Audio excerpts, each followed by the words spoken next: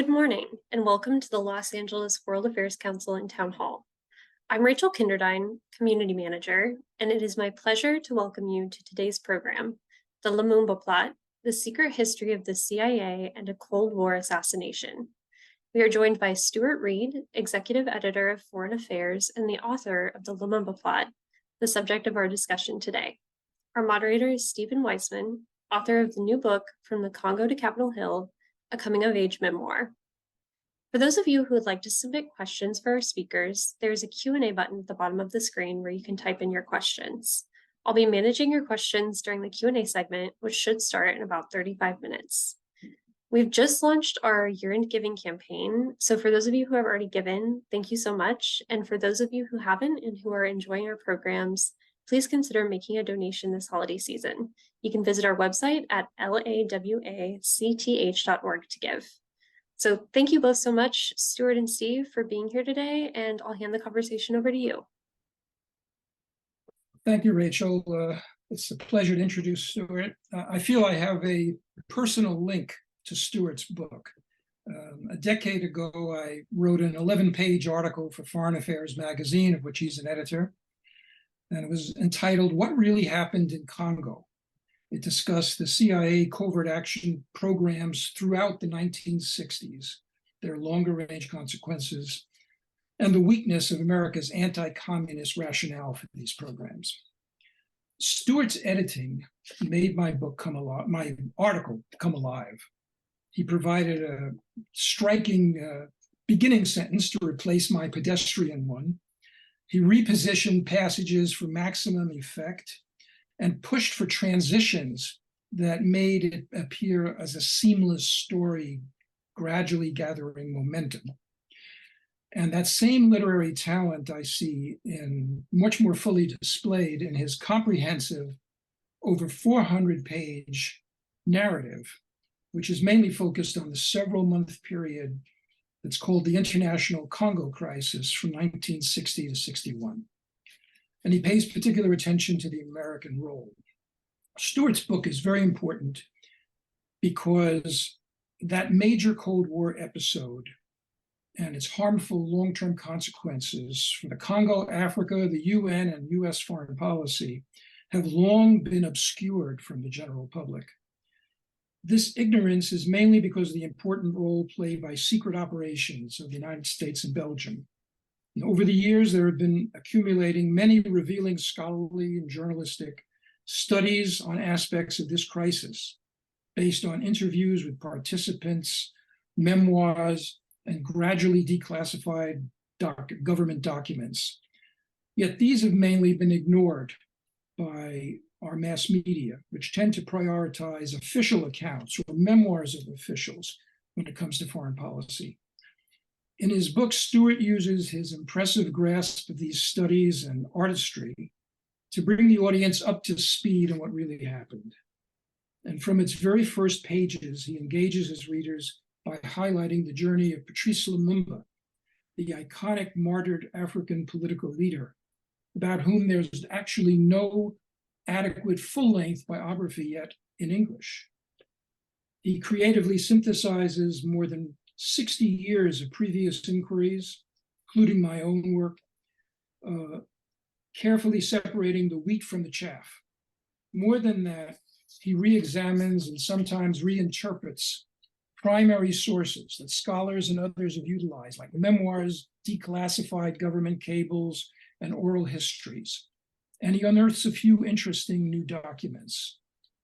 Throughout this book, also, he strives to bring in the human elements of this international political drama, as illustrated by his interviews with the children of two key antagonists, Patrice Lumumba and CIA Station Chief Larry Devlin. So I thought I would just pose a couple of questions to Stuart to allow the audience to understand the content of the book, and then we could have a back and forth conversation about some aspects I have questions about, and then turn it back to Rachel for audience questions. So Stuart, what are your conclusions, or what have you found regarding Congo's road to independence and the sudden eruption of this international crisis in 1960.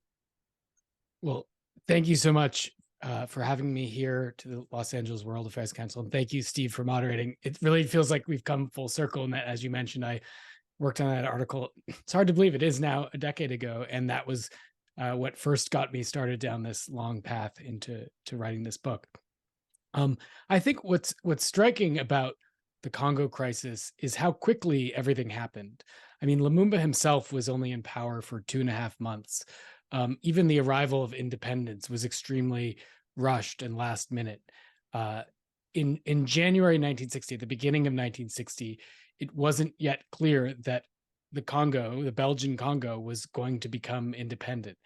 Then what happened was there was a roundtable held in Brussels where the Congolese negotiated with their Belgian colonial overseers the details of independence, and they had only 6 months to really prepare everything. And so on June 30th, the Congo becomes independent. At the helm as prime minister is Patrice Lumumba, a charismatic nationalist who had risen from very humble circumstances to become the top politician in the Congo. And then very quickly, everything falls apart. The army, which had an all-white officer corps, mutinies, where the rank and file, black rank and file, are mutinying against their white officers. The significant Belgian population in the Congo flees en masse. So you have this instant sort of brain drain of the people who are running the everyday life, because the Belgians had so prevented Congolese from professionally advancing. And then you have the mineral-rich province of Katanga in the southeast of the country announcing its secession. Meanwhile, the Belgian military is intervening with paratroopers raining down across the Congo, ostensibly to protect Belgian civilians, but to many it looked like a recolonization. So you have within weeks this unprecedented crisis where an independent country is falling apart at the seams, and Patrice Lumumba, as prime minister, never had a chance to really implement any sort of governing agenda from nearly day one. It was just survival. And so in that crisis, Lumumba first calls on the United Nations for help.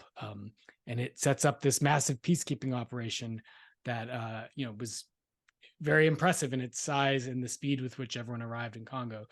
Lumumba then soured on that operation. It was frustrated. He was frustrated by its inability to integrate the breakaway province.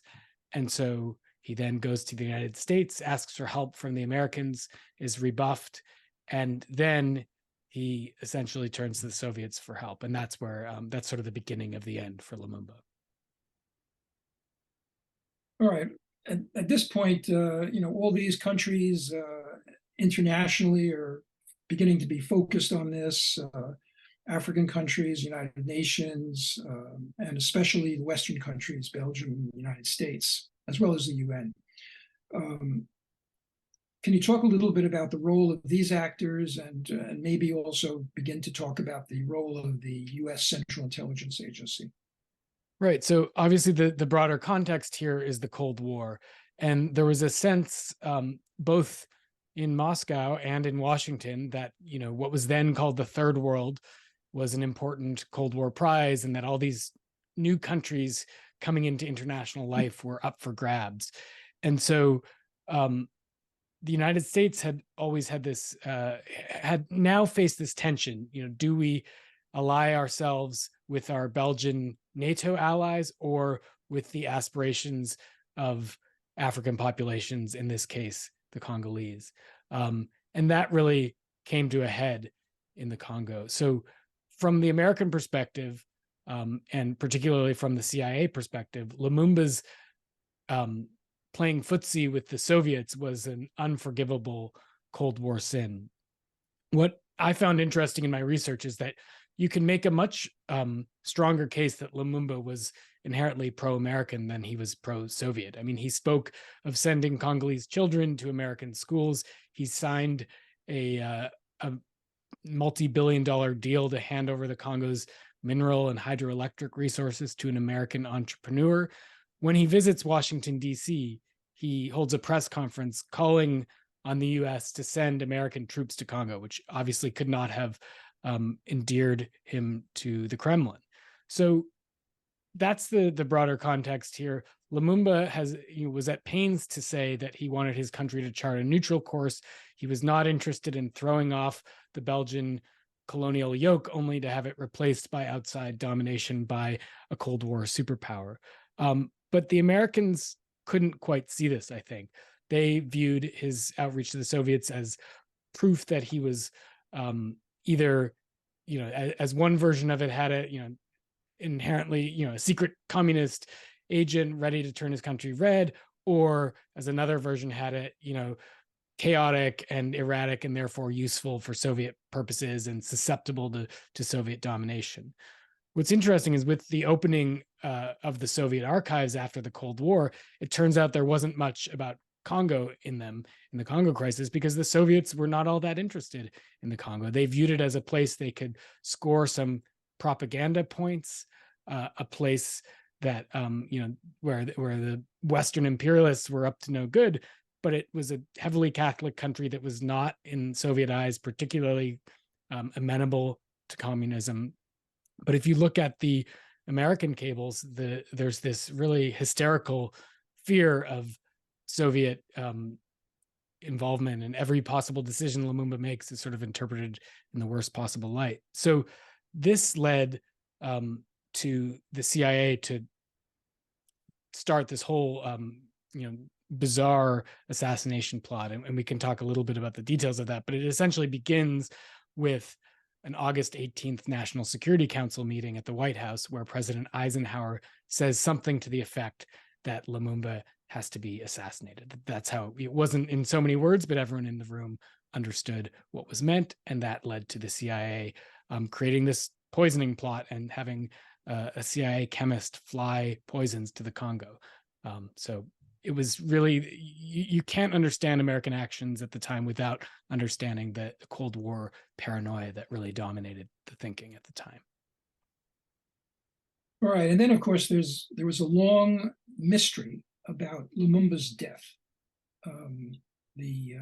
He's imprisoned by a replacement government that's supported by the West, and he basically the government and others get worried that he might get back into power because troops might help him, and therefore a decision is made to transfer him to people who have vowed to kill him. Can you talk about that a little bit, and how that mystery, how you've resolved the specific questions of the mystery? Right. Well, here, Steve, I must credit you in that this was really a link that you uncovered with your 2010 article, An Extraordinary Rendition, and furthered in the Foreign Affairs piece. But what essentially happened, so as you mentioned, there's this real fear in December 1960, January 1961, that Lumumba is about to be literally freed from prison and also perhaps rehabilitated and brought back to power as prime minister. And the timing is important here. This is December 1960. The Eisenhower administration is on the way out. Kennedy's been elected. He's going to take power January 20th, 1961. So a real fear develops in Congo, both in the head of Larry Devlin, the CIA station chief, and among Mobutu, the military ruler, the CIA-backed military ruler who's now in charge. A real fear develops that Lumumba is poised for a comeback. And so a decision is taken by Mobutu and his circle to get rid of Lumumba and send him to one of two places, secessionist provinces, where it is clear that Lumumba will be killed shortly after arrival. There's no doubt about that. And so on January 14th, 1961,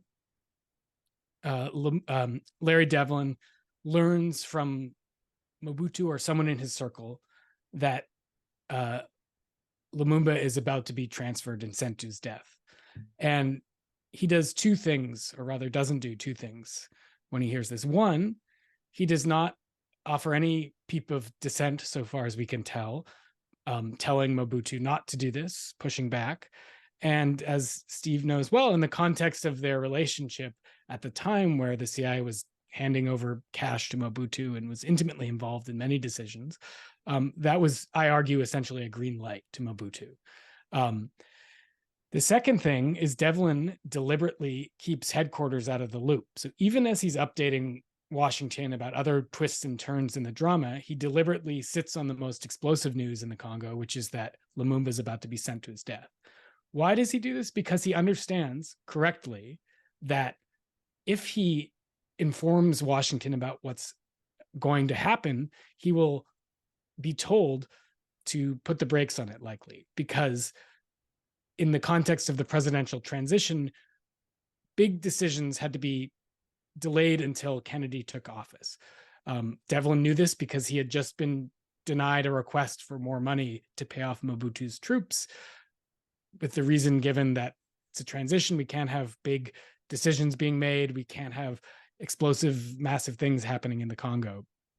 And so Devlin keeps Washington out of the loop and doesn't tell Mobutu to stop this transfer, which is essentially a green light. And then on January 17th, 1961, Lumumba is flown to the breakaway province of Katanga. He's tortured the whole way there, gets off, stumbles off the plane, half alive, is taken to a house near the airport where he's tortured further, including in the presence of Moise Tshombe, the secessionist leader of Katanga, who gets blood on his suit. And then Lumumba's driven away into a remote clearing in the woods. And I visited that site, and I was fortunate enough to, while I was there, interview a man who witnessed Lumumba's murder. He had been hunting with his father when he was 20 years old back in 1961 on a hunting trip with his father, and had seen headlights come off the road and then hid behind an anthill watching Lumumba and fellow prisoners be murdered in front of him. And so late in the night on January 17th, 1961, Lumumba is shot by a Congolese firing squad under the command of Belgian officers who were still in place in Katanga, who in turn were answering to the secessionist government. And just 3 days later, Kennedy was inaugurated.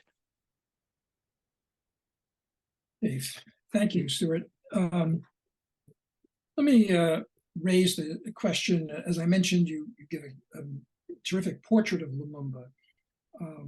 And in your assessment of him in the very beginning of the book, you want to say, well, look, he had choices. He wasn't just the victim, and he made certain choices. And some of them were brilliant and some of them were confounding, you write. And you judge him as a great politician, but maybe the worst statesman that the Congo ever had. And the latter phrase, part of it, just took me aback a little bit, because my feeling was, true, he had some choices to make, and that you could judge him as a statesman, but they were very limited. For example, a lot of the things he did that were faux pas, that kind of stuff, was because he was inexperienced, because the Belgians, these Congolese leaders knew very little about international affairs. They had very little, no experience in even provincial governments, much less national governments. And so, if he was a little abrupt with Dag Hammarskjöld, the UN Secretary General, or if he asked a US official to get him a prostitute in Washington, these were things that came out of inexperience rather than agency, rather than a big choice that he was deliberately making. And when you look at all the different forces that he had to deal with, the lack of the Belgian preparation for independence, the fragility of his government, inexperience, the hostility of the West, there was very little room for him to actually have agency where you could judge, oh gosh, this guy made this huge mistake and that's why he fell. It's kind of like a tragedy. But the one choice he made, the one choice that brought him down, was a choice that was a very congenial choice to most Congolese, got to get rid of the Katanga secession. They're the richest province. There's another secession in South Kasai. The Belgians are trying to get another secession in Kivu. The whole country is falling apart. And he importuned the United States, the UN, everybody. Hey, you've got to help me. That's why he asked the Soviet Union for aid when he didn't get any aid from anybody else. And he only got a very little bit of aid, by the way, from the Soviets. So, and the other part of him, I mean, that was a choice that I can't say was unstatesmanlike. And that the other part of it is, I think, to be a statesman, you often have to have a compelling vision. And that's what he had. He had a vision that his country would be a nation, because, I mean, the Belgians had not even allowed a national election until May 1960. People weren't used to interacting with each other. Most of the political elite didn't even know each other very well. They were in different parts of the country. And all his rhetoric, all his effort was to create a nation, to keep the unity. And even though he didn't immediately succeed, his followers and others in the Congo insisted on eventually kind of help push the United States and the UN to get Katanga back into the country. And he's kind of enshrined in the memory of the nation, and not only the nation, but Africa and the world, because he stood for this notion and so forth. But lest you think I'm being too critical, I read the rest of the book after the prologue, and I thought that maybe that prologue didn't adequately reflect what Stuart actually thought about the agency of Lumumba. Because at the end of the book, in your last chapter, you emphasize that while some of his inexperience or impatient actions certainly hindered his goals, the heart of the difficulty was his nationalist choices were misread, as you write, by the United States and the United Nations. And even when he offended some people, you mentioned at one point, well, he accidentally offended the United States.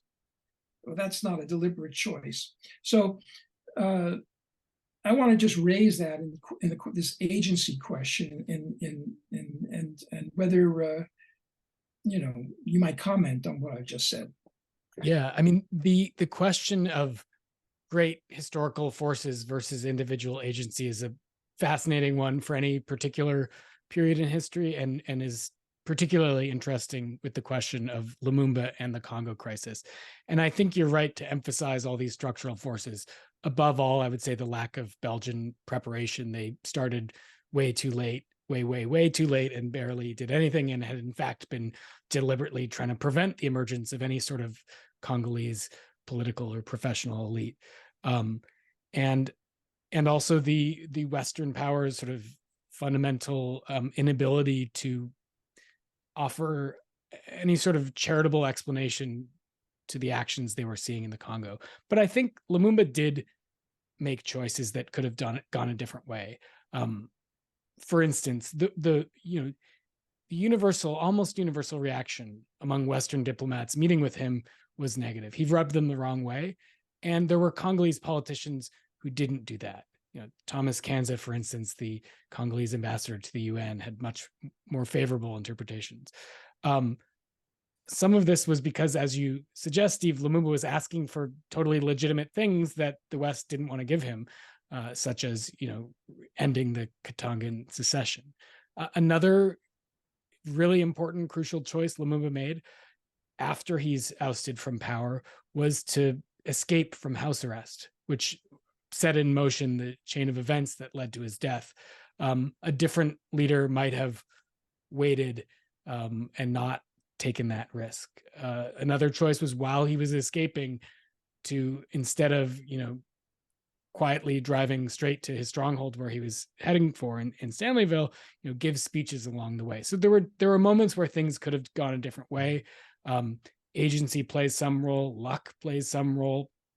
But I think at the end of the day, you're right that the structural factors are really the operative ones here. And for proof of that, the fact that when Lumumba was ousted from power, Congo's problems didn't magically go away. In fact, many things got worse under Mobutu right in 1960. And so that's why there was a whole movement towards rehabilitating Lumumba and bringing him back into power. So I think we agree that Lumumba was an extremely talented politician. As for the statesman part of it, some of the choices he made were legitimate ones that any Congolese leader who wanted to keep an independent, unified Congo would have made and would have encountered resistance with. But I think some of the more stylistic decisions and choices he made were optional and did harm him. He accidentally offended the United States. That's true. I believe that. But he also, a different leader might have taken more care to not be misunderstood. But I think, look, Lumumba literally was a victim. And it's important to keep in mind that he was up against extremely difficult circumstances and many forces working to undermine him.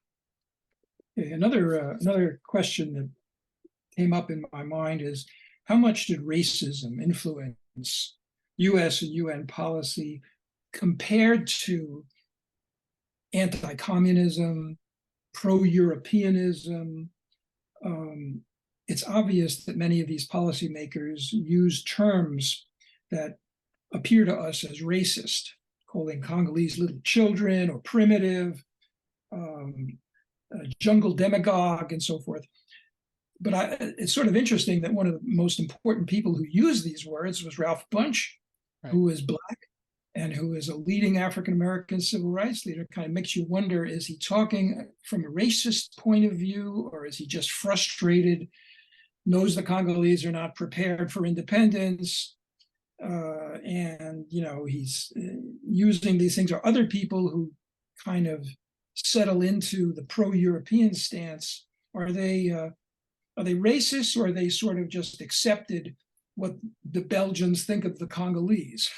And maybe personally, they treat African Americans correctly at home, but they kind of absorb what the Belgians think about the Congolese. The other part of this is, even if they are somewhat racist, how much does this really account for the policies? I mean, the U.S. has pursued policies, say, toward lighter-skinned peoples like Cuba. Most people are not Black in Cuba, that were very similar to those in the Congo. And you could bring up, support against the communists in Italy, or you could, the white people in Italy, or Asians in Vietnam, and so forth. So my take when I studied it was, you had to kind of take all these things together. Who was the Eisenhower administration? They were upper class, business oriented, experienced in Europe, ethnocentric. That means they kind of sympathized with white people who were under assault, and white property that was under assault. And with all those views, they didn't understand Lumumba, and they exaggerated the communist influence. But what do you think? Reading a lot of the meeting notes and correspondence in the modern era and looking back, it's the racism is impossible to miss. So, for instance, at a National Security Council meeting, someone talks about how Congo is about to become independent, and there are 80 political parties vying for votes there. And Eisenhower quips that he didn't know that there were that many Congolese who could read. And you can just picture the room laughing at this. Claire Timberlake, the U.S. ambassador to Congo, joked in a letter about to a friend how Lumumba was a cannibal. As you mentioned, various officials talked about the little children Congolese. So I think it was pervasive and cannot be extricated from the worldview of the largely white men making decisions at the time. The question of how much it mattered is a separate one. I think you're right to emphasize that the main factor driving American thinking was Cold War thinking, anti-communism. But I think the way that racism sort of operated was in two ways. One, it made it far easier for the Americans to justify extreme meddling, because the Congolese were, in their view, political children. Therefore, they required supervision and handholding and couldn't be trusted to take care of their own affairs. There was a paternalistic attitude toward them, toward all across the political spectrum in Congo on the part of the United States. And then the second way I think it operated is Americans sort of wrote off the Congo as this uncivilized place where bad things happened. And so it was not, to talk about the Constitution or legality, that was inappropriate because the Congo was a dark, uncivilized, in the view of the U.S. ambassador, place where bad things happened, and violence was the way that many problems were solved. And so indeed you see the U.S. being a party to and contributing to, horrifically violent acts. But you're right, this policy, similar policies existed elsewhere. I think in the case of the Congo, though, looking at the documentation, it's just so pervasive that I can't imagine it not playing some role behind the scenes. To me, it was interesting because I studied the Kennedy and Johnson administrations too. And these were perceived as liberal administrations, relatively progressive on racial issues, but they had the same policy, basically, of anti-Lumumbism. Now, maybe if they'd been in power, they've understood him a little more, and they might not have been as strongly against him. But in terms of their policies, they ended up fairly similar. Let me ask you, as our time erodes, let me ask you about a couple of CIA questions. One, a very simple question, and we've discussed this a little bit before. Devlin, the CIA station chief, says, well, I got this assassination order, but I kind of didn't push it. I stalled it. I didn't really think it was a good idea. As you know, I think he's wrong. I mean, I think he's covering up. And you said, well, you thought that maybe that's right, but the cable evidence is mixed. And I'm wondering, what is it particularly about the cable evidence that you think suggests that there's at least a possibility that he was stalling it? And then maybe I can respond to that. Yeah, I largely agree with you that what Devlin wrote in his memoir, which was, I mean, the whole thing is in many ways an act of revisionism. He claimed that he wanted nothing to do with it and totally stalled it. That is not true. He suggested alternative options back to Washington. However, what we do know is that he wasn't able to get access to Lumumba's house. We don't know how hard he tried, but the important thing to me was that the perception in Washington was frustration with Devlin.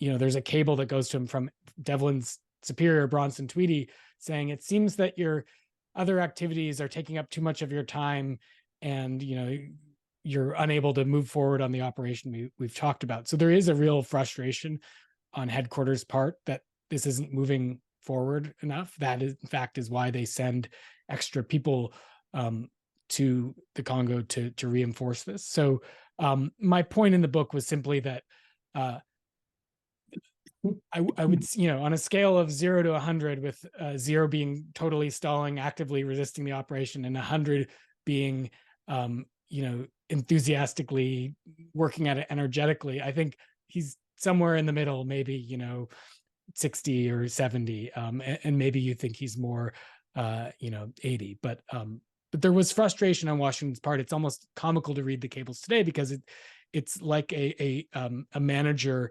annoyed with his not entirely active subordinate. Well, my reading of the cables is that the main frustration that they had in Washington was that Devlin couldn't find anybody who couldn't be connected back to the United States. The main candidate was somebody who had been a resident alien in the United States. And he was going to be the guy who put the poison on Lumumba's toothbrush. And the rest of the people that Devlin had found were kind of, they were not reliable. They didn't keep security. They weren't good. So they said in Washington, look, we also know, and this could be verified, I mean, that you are so busy He had very few people accompanying him. They were gradually building up from one person to 2 to 3 and so forth in their station. All these anti-Lumumba activities they were conducting. They were funding all these people, collecting all this intelligence, arguing with Mobutu. It was very natural for them to think, okay, let's give him some help. Actually, Devlin asked for help. This guy, this European that they were trying to use wasn't right, so send me some other third country national. And then the people in Washington says, well, we know you're really busy and everything, so we'll also send someone to help supervise him. So I didn't see it in that way, but we could certainly, that's something that we may never resolve exactly. Finally, we agree more than we disagree on that. Probably. Yeah, finally, on the CIA, let me make an observation and ask you one last question. One observation, my observation is this. We don't know enough about it, but there's no question that the CIA and Belgium were sharing information at the secret level, that is between Devlin and his station and the comparable secret advisors of Belgium about everything that was going on.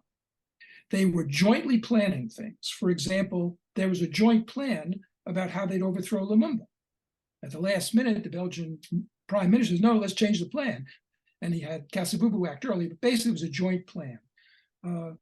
When Devlin was consulted before they transferred Lumumba to Katanga to be killed, that was just part of this stuff. The Belgian parliamentary investigation revealed that there were secret communications where Devlin was named Raymond. That was his code name. And they were all in this little city funding the same people, this Binza group, Mobutu, Kasavubu, etc., all getting money, all getting advice from these two.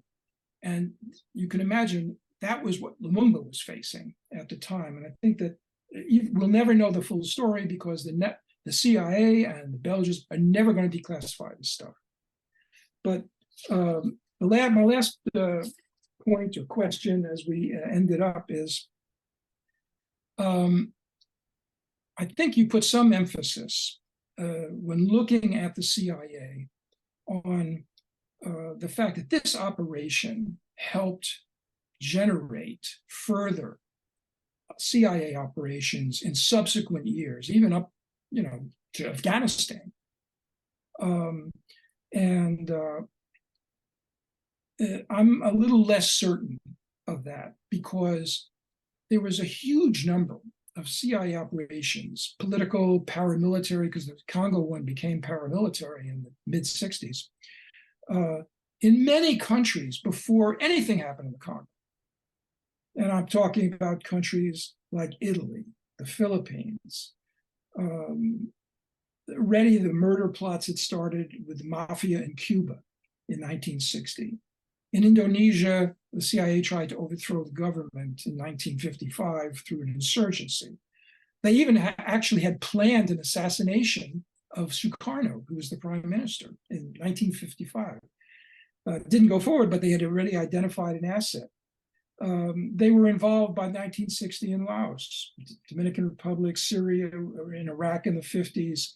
So it seemed to me that this Congo operation, and particularly when it became military, was big, but it was, not decisive or huge in promoting further CIA intervention, even if it had never occurred, even if they had never gone into the Congo, even if they had never said, okay, that's our success, they still would have been going forward with other operations in Chile, for example, in the 1970s, the further Cuban operations and sabotage and so forth.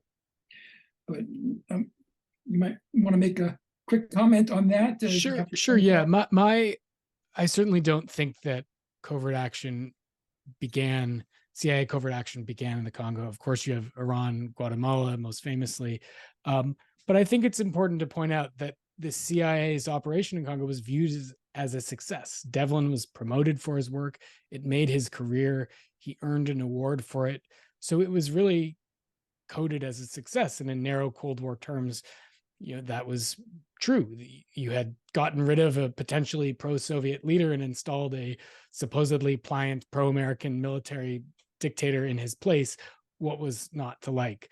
And on Cuba, the operations to assassinate Castro began only after the operations to assassinate Lumumba. Before Lumumba's assassination plan, it had been all about embarrassing Castro and having powder that made his hair fall out and such. So correct, this was not invented in the Congo, and many of the other CIA interventions surely would have followed no matter what happened. But I think it was a key plot point on the road to CIA intervention, and was seen as a success worth emulating. But because we don't know as much about the internal CIA history and decision making as we should, a lot of that one cannot know for sure. Good. Well, thank you very much, Stuart. Great talking with you. And let me turn it back to Rachel to get the audience involved. Yes, thank you both so much, and to our audience for your questions. I want to start with this one. This audience member says, I note that Ludo DeWitt authored 20 years ago of a book that argued principal responsibility for the assassination of Lumumba was Belgian, has written a review criticizing your book for overstating the US role. I'd be interested in understanding either what new evidence you found that challenges his interpretation, or if you think that your views and his can be reconciled. Yeah, so Ludo DeWitt's book is extremely important for anyone interested in this topic, and revealed a lot of things to the public that had previously not been known, or that were confined to an unpublished dissertation, for instance. I explicitly focus on the US role in my book. I don't apologize about that. I'm saying let's look at American activity here. The Belgians were, of course, very important and involved in many things. However, after independence and after the Belgian diplomats were kicked out of Congo by Lumumba, I really think it was, the CIA was arguably the most important actor. It was certainly the most powerful and well-funded actor in the Congo. So, I think both, I cite Ludo DeWitt's book happily and heavily throughout my book. But I'm also drawing on declassified material that was not available to him or anyone else when he wrote that book in the late 1990s.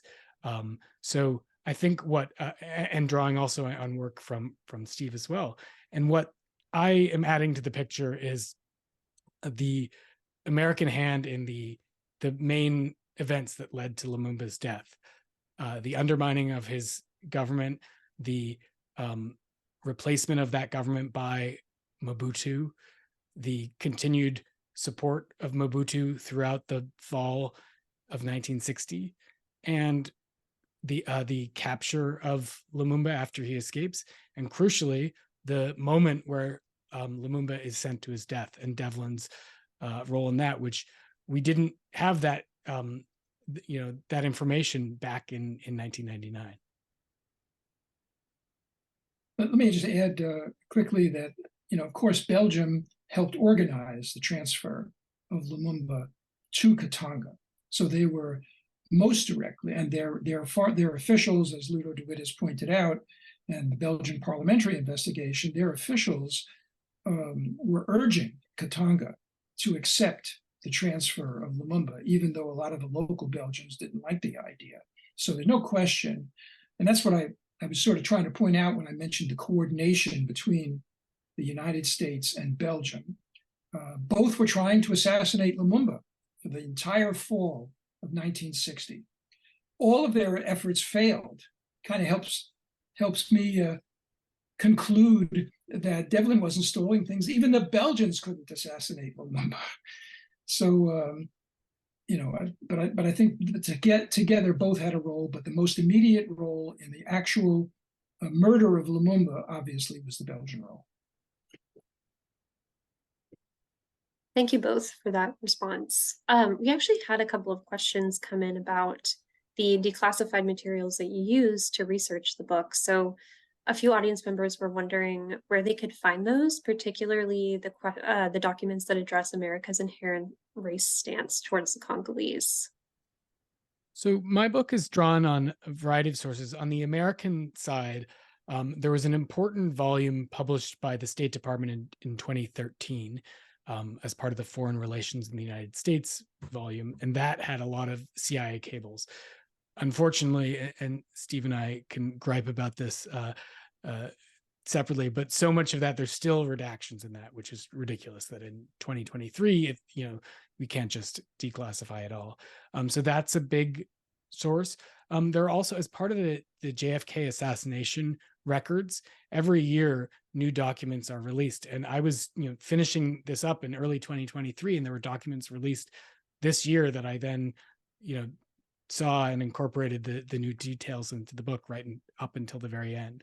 And then a lot of it was the Eisenhower Library in Kansas and the National Archives, where the State Department records are held in Maryland. But I would say, an interesting thing about the racism of U.S. officials, there was a 1994, I believe,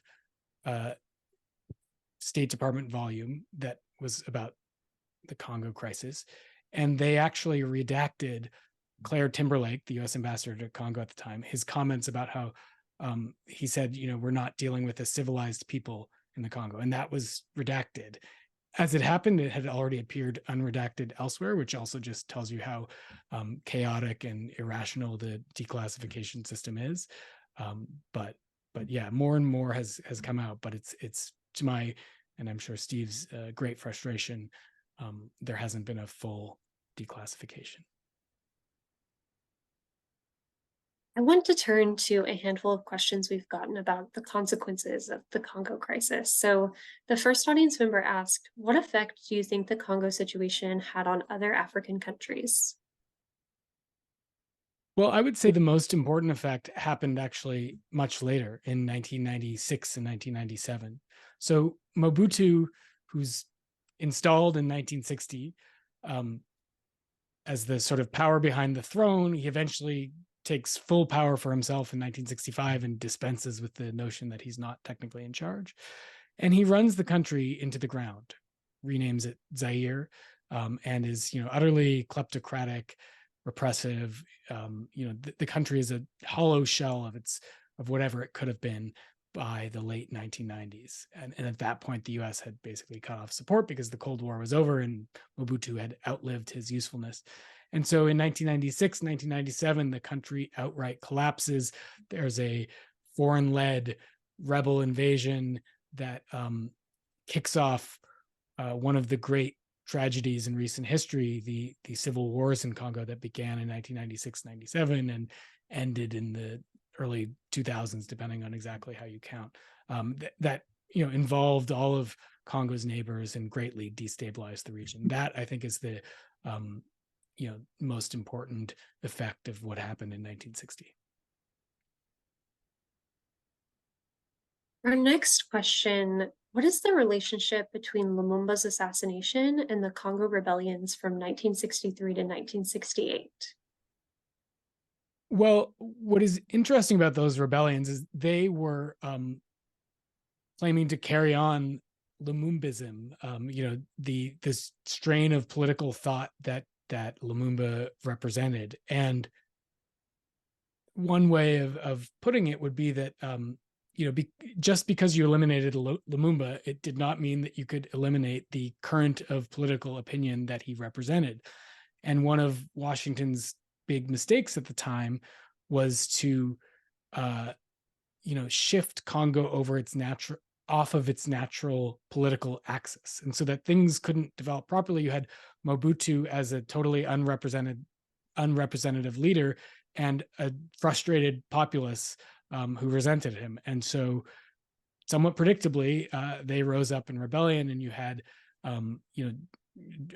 horrific war in that really ended, and Steve knows more about this than I do, but ended, with Mobutu finally, with much American help, asserting full control and successfully quelling the rebellions. But that was not the end of instability in Congo/Zaire.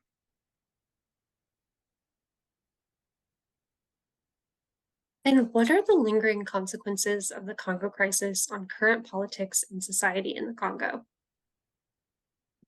That's a good question. I went into this project expecting that the Congolese people would be anti-American, because just as in Iran, the United States became the Great Satan in large part for its actions in the coup that removed Mossadegh. I thought, surely the Congolese people must resent America, the United States, after all it did to them. That's not the case. In fact, the Congolese, like much of sub-Saharan Africa, are fairly pro-American. I think perhaps the answer there is that, unlike in Iran, you didn't have an anti-American regime in power afterwards that consistently railed against America the whole time. But I think the lingering effects in Congo really are the instability and dysfunction. I mean, there's a weird parallelism too, where today you have a UN peacekeeping operation in large areas of Congo that Congolese politicians are planning on kicking out. You have a largely dysfunctional, quite repressive government that is not representative of many people's aspirations. So the country is not in a good way today, and there are many different sources of that, because history is complicated and the Congo is complicated, but a lot of it can be traced back to the key decisions made in 1960. If I could add just something on that, the U.S. support of Mobutu after Lumumba basically meant that corruption, human rights abuses were institutionalized, and no free elections, and that sort of thing has continued even after Mobutu fell. There's only been one free election really in the Congo. That was after a ruinous civil war and regional war in 2006. So, the failure of the Congo to kind of move in a more democratic, more representative direction is a result of the fact that the U.S., after the CIA operation and the crisis, saw, well, Mobutu's our guy, our man. We're going to keep supporting him. We're not going to support all these other people who are asking for democracy. And so in the early 90s, when Africa became to democratize, became a big trend, we didn't do anything significant. We didn't really place strong economic sanctions on Mobutu to get him to be more democratic. People in the administration said, let's support democracy. President George H.W. Bush said, no, Mobutu's our friend. So this hangover from the past CIA operation was enormously important and continues to debilitate democracy, because the U.S. continues to support who's ever in power. Thank you both. Turning to a couple of questions about current affairs as we wrap up. What lessons can be learned from the experience with the Congo in the early 1960s in today's tense global political environment? We've seen U.S. concern as some countries in the global South grow closer to China and Russia. Yeah, this is something I've been thinking about a lot. I think one of the main lessons of the events I write about is to not imagine that your geopolitical rival is 10 feet tall and perfectly capable and active everywhere. In fact, it's often consumed with its own domestic troubles and not particularly interested in dominating a given country. So in the Congo, the Soviets were far less active than the Americans imagined. Today, I think there's some similar hyperventilation about China and Russia in the global South, even in Africa, for instance. But when you actually look at the facts and the metrics, it becomes less impressive. So for instance, the United States has 20 plus military bases in Africa. Russia has 0, China has 1. So to not imagine that your enemy is super capable. The other thing I'd say is Um, the lesson of the Congo was also that it's okay for a country to be non-aligned. That should have been the American view. That why does it matter if you have a super pro-American leader in the Congo versus a more middle of the road neutralist one? And so today, I think the same logic would hold toward the global South, that you don't need to force all these countries to choose. Many of them, most of them, are in fact concerned with their own economic development and want to simply move forward as a country and don't want to have to pick sides and be drawn into someone else's superpower rivalry. So that's how I see the lessons of my book.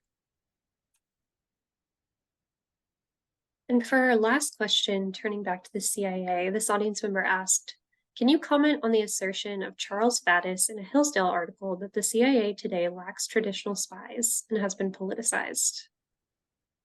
I don't know who that author is or what that article is, so it's hard for me to say. And also, I mean, my book is not about the CIA currently. I know about as much as that as anyone else. So yeah, I'm afraid I would be speaking beyond my area of expertise if I tried to weigh in on that. Well, thank you both so much again. I really appreciate you answering the audience's questions and the audience for sending them in. So Steve, I'll turn it back over to you if you have any remarks to close up. Hey, well, thanks, Stuart, by the way, for the conversation, and I hope the audience is interested. If they're really interested in seeing what the succession to Lumumba was like, the Mobutu regime, I actually have recently published a book which is called From the Congo to Capitol Hill, a coming-of-age memoir, which talks about my experience in the Congo as a professor under the Mobutu regime, and then my 12 years experience with the staff of the House of Representatives Foreign Affairs Committee as a leading staffer on the Congo, and my relationship with Mobutu himself. That might be of interest. Stuart, do you have any closing? I would also encourage people to check out Steve's book. He's a wealth of information on this topic in this country, and has actually, as we buried the lead there, you've actually met the man Mobutu, who's a central character in my book. But no, thank you so much for having me. This was a lively discussion and really substantive and interesting. So thank you.